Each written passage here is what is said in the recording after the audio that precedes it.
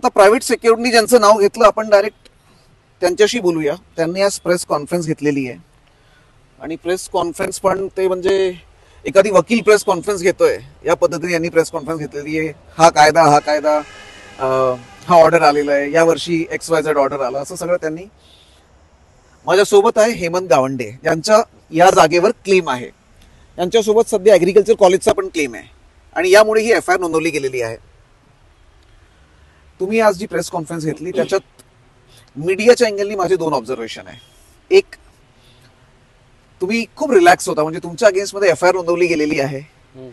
सध्या हा जागेचा जे इश्यू आहे हा टॉक ऑफ द टाउन आहे आणि तुम्ही प्रेस कॉन्फरन्स घेताना तुम्ही मध्ये पाण्यासाठी ते बॉटल तुम्ही मागवली, तुम्ही हसत होता आणि हे सगळं बघून आणि FIR बघून कारण की मी तिथे हजर नव्हतो आणि मी विचार केला की आपण या माणसाचा इंटरव्ह्यू घ्यायला पाहिजे, कारण की याच्यात अजून काय या केसमध्ये अजून काय फॅक्ट्स ते चेक करायला पाहिजे.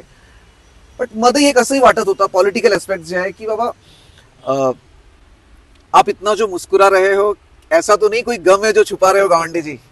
पहिल्यांदा तर सांगतो की तुम्ही शब्द वापरला की माझा या जागेवर क्लेम आहे, तर माझा या जागेवर क्लेम नाहीये. बरं, ही जागा माझ्या ओनरशिपची आहे.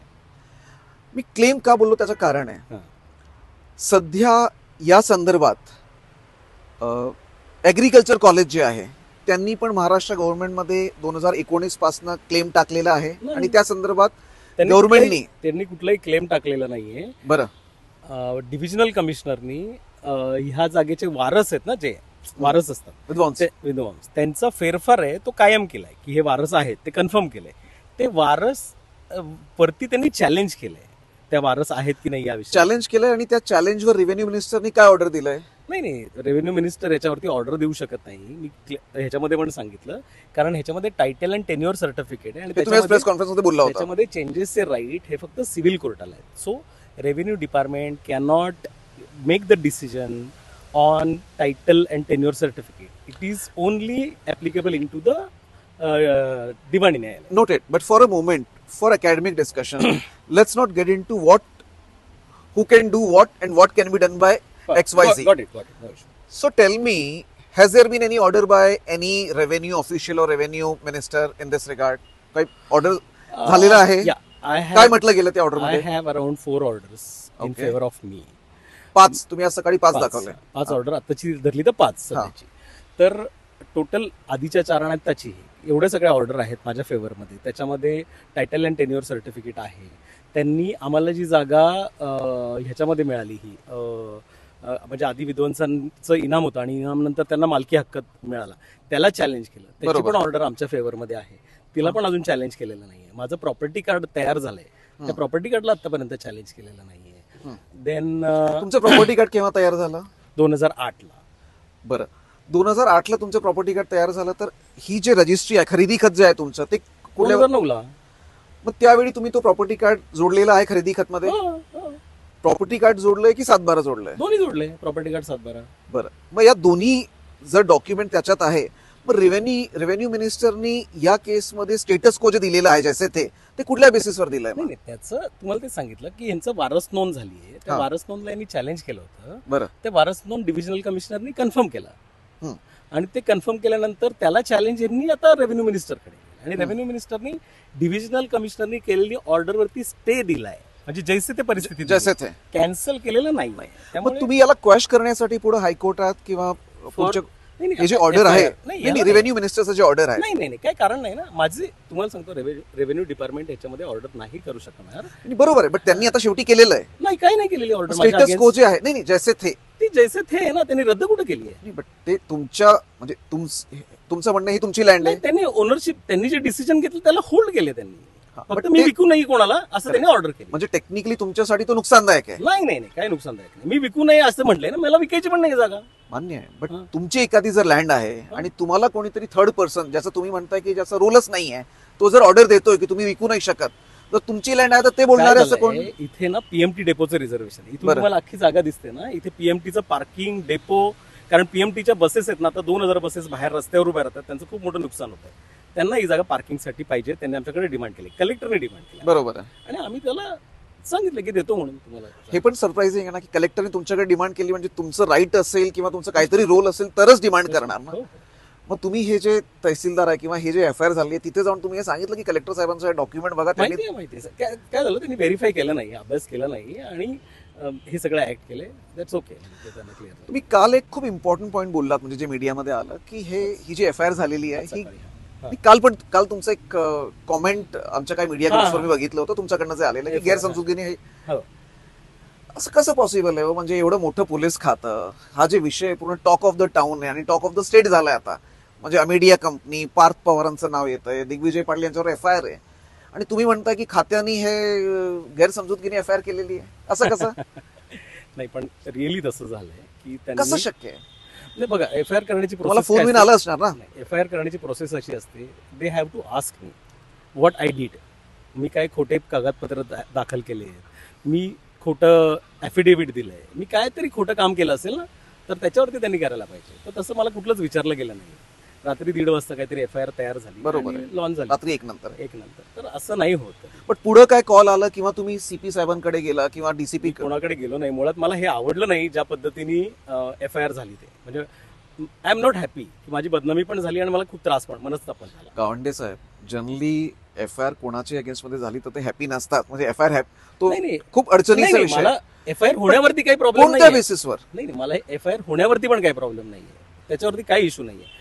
पण माझा जो नॅचरल जस्टिसचा राईट आहे ना तो त्यांनी मला द्यायला पाहिजे. तो हिरवून घेतला त्यांनी. They have to ask me what तुम्हाला विचारलं पाहिजे. मला विचारलं पाहिजे. मला कॉपी दिली गेली एफ आय आर ची? मला अजून कॉपी दिलेली तुम्ही स्वतः बघितलेली एफ आय आर ची कॉपी? हा म्हणजे माध्यमां थ्रू बघितली मी, मला दिली गेलेली नाहीये. पण माझ्याकडून एक बेसिक समजून घ्यायला पाहिजे होतं की मी काय चूक केली का. बेसिक नॅचरल जस्टिस द्यायला पाहिजे होता कारण सिव्हिल इश्यू आहे. सिव्हिल इश्यू आहे आणि याच्यात हे पॉसिबल होतं. मला अजून याच्यात कसं विचारायचं की टेक्निकली बघायला गेलो तर शीतल तेजवानी यांचं पण या केसमध्ये नाव कोणत्या बेसिसवर आहे? संबंध नाहीये साहेब. त्यांनी ते म्हणजे आता तुम्हाला पण माहिती आहे, सगळ्यांना माहिती आहे, मला नाही माहिती. तुम्ही तर म्हणजे एका काळी खूप असं politically your a strong person. म्हणजे खडसेंची जी विकेट त्याबद्दल मीडियामध्ये जे काय आलं त्या हिशोबाने बघितलं तर यू आर व्हेरी म्हणजे तुम्ही विसल ब्लोअर होता त्यावेळी. बट आज अचानक गव्हर्नमेंट तुमच्याच अगेन्स्ट मध्ये एफ आय आर करते. नाही गव्हर्नमेंट करतं असं नाही म्हणणार मी. Actually this is not. मग कोणी याचं मागे आहे? प्लॅन करून करताय कोणी?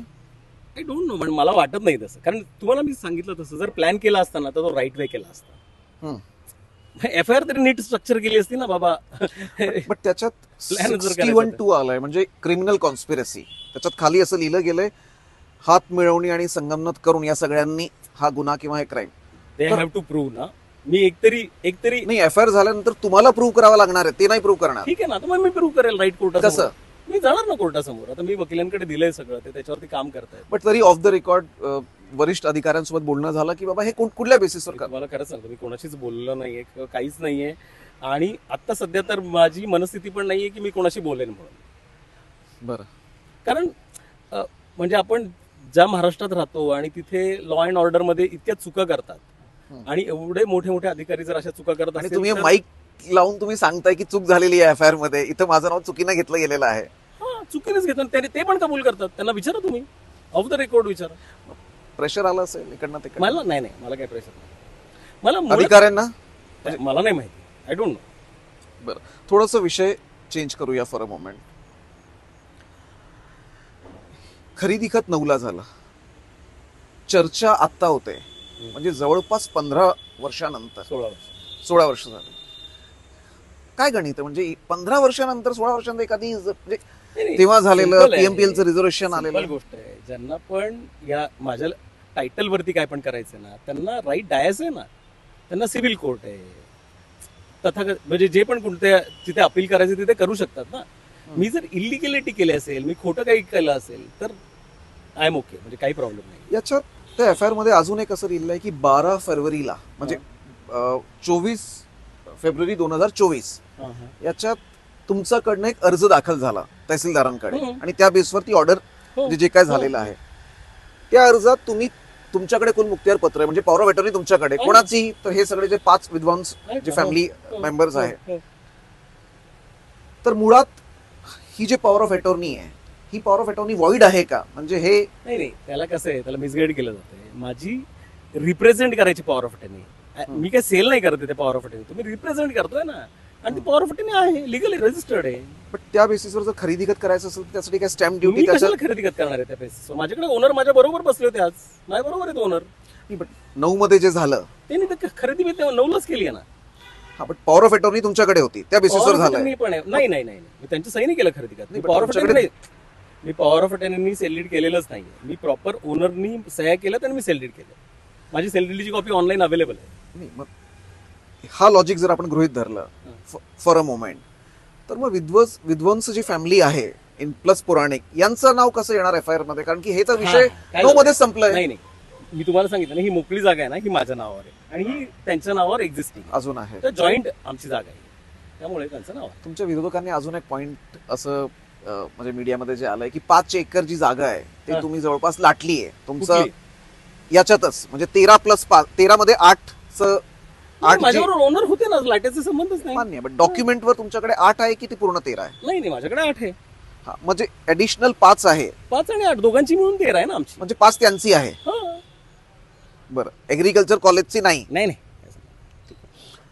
हे सगळं जे होतंय, तर हेमंत भाऊ असं वाटतंय थोडं प्रेशर येतंय की एक हा टेम्पररी फेज आहे आणि हा पण निघून जाईल? कारण की तुम्ही या फील्डमध्ये खूप वर्षापासून आहात, या फील्डमध्ये तुम्ही मोठे रिअल इस्टेट पर्सन आहे, मग हा एक टेम्पररी फेज आहे, हा पण निघून जाणार?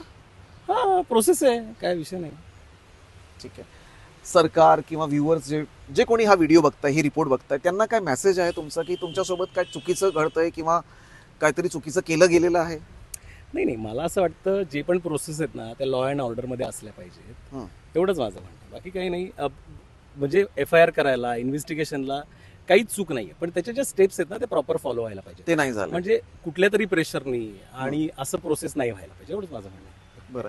आणि 53चा जे ऍक्ट आहे, म्हणजे वतन इनाम जे मिळालेलं आहे त्याला एबॉलिश करण्यासंदर्भात, एबॉलिशन आणि रेग्युलेशनचं जे ऍक्ट आहे, तर त्या ऍक्टच्या बेसिसवर विध्वंस जी फॅमिली आहे त्यांच्याकडे ही जागा टेक्निकली, हा जे इनाम आहे, कारण की इनामात दिलेली आहे बरोबर ही जागा, तर त्या ऍक्ट प्रमाणे ही जागा सरकारने परत घेतली होती असं आहे का? कारण की असं एक पॉईंट मार्केटमध्ये त्याचा कसं आहे, त्याचा मी फेरफार पण दाखवला. हं. ती जागा आम्हाला दिली त्यांनी ॲज अ ओनर म्हणून आणि त्याच्यावरती टॅक्स बसवला. तर ती ओनर म्हणून जी जागा दिली त्याला चॅलेंज केलं यांनी. हं.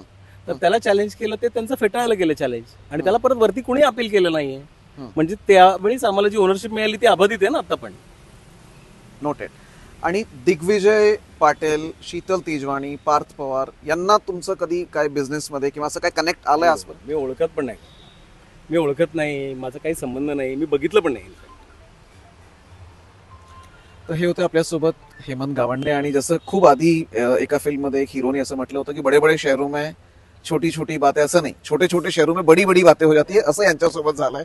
कारण की यांचं टेक्निकली यांचं म्हणण्यानुसार यांचं रोलच नव्हता, तरी FIR मध्ये यांचं नाव आलेलं आहे. पुढे याच्यात काय होतं बघूया. मी टीकम शेखावत, न्यूज हाऊस करिता. थँक्यू हेमंत.